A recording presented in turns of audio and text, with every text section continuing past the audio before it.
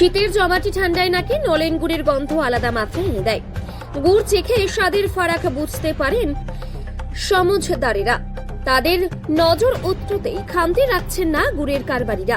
শীত বাড়তেই নলেন গুড়ের গন্ধ কারবার জমাচ্ছেন নন্দনপুরের কারবারিরা। খেজুর রস থেকে নলেন গুড় তৈরি করেন কারবারিরা। ফিল্মের কাহিনীর মতো টানাপোড়ান নয়, বেশ সাদা মাটা জীবন। খেজুর রস থেকে গুড় তৈরি করা, তার কারবার নিয়েই চলে দিন যাপন। শহরে বাসিন্দাদের অনেকের মনে পড়তে পারে নরেন্দ্রনাথ মিত্রের রস গল্পের কথা। ফিল্মের কাহিনীর মতো টানাপোড়ান নয়, বরং বেশ সাদামাটা জীবন। পসার জমাতে বছর তিনেক ধরেই পূর্ব বর্ধমান জেলার রায়নাদই ব্লকের নন্দনপুর গ্রামের মাদ্রাসা ঢালের কাছে ঘাটে গেড়ে বসেছেন তারা। বর্ধমান আরামবাগ রোডের উচালন গ্রাম পঞ্চায়েত লাগোয়া ঘাটিতেই বসে নিজেদের হাতের জাদু দেখাচ্ছেন নলেন গুড়ের কারবারিরা। শীতের মরশুমে খেজুর রস থেকে গুড় তৈরি করেই কেটে যায় নদিয়ার দেবগ্রামের ওই বাসিন্দাদের। গুড় তৈরির জন্য প্রায় 350 খেজুর গাছ লিজ নিয়েছেন তারা। রস থেকে গুড় তৈরি করা, তার কারবারে নিয়ে চলে দিন যাপন। বর্ধমান থেকে আরামবাগ যাতায়াতের পথে ঘাটে গেড়েছেন তারা। কয়েক বছর ধরেই পসারও জমেছে, বহু পথ পেরিয়ে হলেও ক্রেতারা আসছেন। গুড় সন্ধানী একজন কি বললেন শুনবো। কোথা থেকে এসছেন? আমরা নদিয়া জেলা দেবগ্রাম বাড়ি। কোথায়? নদিয়া জেলা দেবগ্রাম। দেবগ্রাম থেকে এসছেন। কত বছর ধরে এখানে আসছেন? আমি আসছি আর 3 বছর ধরে। 3 বছর ধরে আসছেন। এখানে কতগুলো গাছ আছে? এখানে মোট গাছ আছে আপনার এক জায়গায় আছে 200টা, এক জায়গায় আছে 150টা। তাহলে দাদা বললেন 2500-এর উপর গাছ আছেন। হ্যাঁ ঠিকই বলেন। না, সব গাছ আমি নিই না, আমি অতগুলো তো কাটতে পারবো না। আমার যতগুলো লোক ততগুলো গাছ নিয়েছে। আপনি কতগুলো মন নিয়েছেন? 250টা। আপনি 250টা নিয়েছেন। আচ্ছা, এখান থেকে যে গুড় উৎপন্ন করেন, এই গুড় কোথায় কোথায় বিক্রি করেন? আমার এখানে লোকালে সব বিক্রি হয়ে যায়, কোথাও নিয়ে যেতে হয় না। আমার এখানে এবছরে ইনশাল্লাহ খুব নাম আছে, গুড়ের কোয়ালিটিটা খুব ভালো হচ্ছে। এই যে গুড়টা, এই গুড়টা শুধুমাত্র কি আমরা খেজুর গুড় বিক্রি করেন না পাটালি এগুলো বিক্রি করেন? পাটালির সপ্তাহে 2 দিন করি, আর বাকিটা সব গুড় করি আমি। গুড়টা বেশি বিক্রি, পাটালিটা কম। পাটালিটা দাম বেশি তো, এই কারণে মানুষ এটা খেতে দেয়। এই সময় নয় খেজুর গুড় বিক্রি করছে, অন্যান্য সময় বছরে কি কাজ করেন? বছরে আবার চাষের কাজ করি, আমরা চাষি লোক।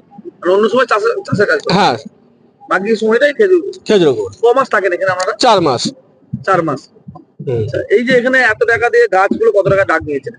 এবছর টাকা আছে আপনার 1,20,000 টাকা একটা আছে, আর ওইদিকে গাছগুলো আছে সব গুড় নেয় গাছ মালিকরা। এখানকার গুলো নিয়ে আপনার 1,20,000 টাকা, আর ওই দিকের বাগানটা আছে সব গাছে গুড় নেয় ওরা। ওইদিকে বলতে ওই পারে আর একটা গাছ আছে ওই বাগানে। আচ্ছা, ওই দিকে একটা বাগান আছে মিলের পিছনে।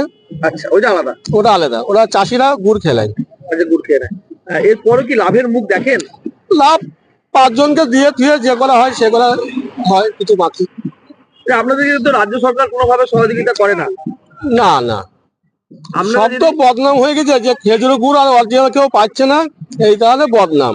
মানে আপনারা যদি আপনাদেরকে এই যে আপনারা নিজে হাতেই বানান, নিজে হাতেই সবকিছু করেন, আপনারা যদি সরকারি কোনো অনুদান পান বা আপনাদেরকে যদি এককালীন কোনো সরকার অনুদান দেন, তাহলে কি আরো উন্নত প্রযুক্তি ভাবে গুড় উৎপন্ন করা যাবে বা খেজুর গুড়ে লাভের মুখ বা লাভের কথা দেখবেন আপনারা? হ্যাঁ হ্যাঁ হ্যাঁ, দেখো সরকার যদি আমাদেরকে দেখে তাহলে আমরা আরো একটু ভালো করবো, চেষ্টা করবো, আরো উন্নতি করবো। আপনাদের এই যে গুড় বিক্রিটা করছেন বা গুড় উৎপন্ন হচ্ছে, এটা কোথায় করছেন? এটা নন্দনপুর মাদ্রাসা ঢাল। নন্দনপুর মাদ্রাসা। আপনাদের সঙ্গে কিভাবে যোগাযোগ করবে যারা গুড় কিনবেন? এখানকার অনেকদিন ধরে নাম আছে, এখানে প্রায় 15-20 বছর ধরে গুড় হয়। আরো বেশি আমার বাবার আমল থেকে আরো বেশি হয়। আমার নাম হচ্ছে আবুল শেখ। গুড়ের মান কেমন? ভালো ভালো। কত বছর ধরে আপনি এদেরকে দেখছেন? এরা বছর 3 আসছে, আর আমি মোটামুটি দেখছি 40-50 বছর ধরে দেখছি একভাবে। আমার বাবার আমল থেকে, মানে প্রায় 70 বছরের আমাদের এই ব্যবসা। আর গাছ আমাদের নিজেদেরই গাছ। হ্যাঁ। কত টাকা দিয়ে দাগ দেন এদেরকে? তো আমাদের গুড় সিস্টেম থাকে 3 কিলো ও 250 এরকম। এক গাছ পিছু? হ্যাঁ হ্যাঁ, গাছ পিছু। আপনার টাকা দেন না? গাছ পিছু 250। কতগুলো গাছ আছে আপনাদের? আমাদের নানা করে আমাদেরই 7 হয়ে যাবে। এত গুড় কি করেন? কিছু খাওয়া হয়, কিছু সব কুটুম ঘরে দেওয়া হয়, কিছু বিক্রি করা হয়। এত মুড়ি কি আর খাওয়া যাবে? আপনার নাম? আমার নাম মোল্লা সিরাজুল ইসলাম। কোথায় বাড়ি আপনার? আমার এখানেই বাড়ি। তাহলে তো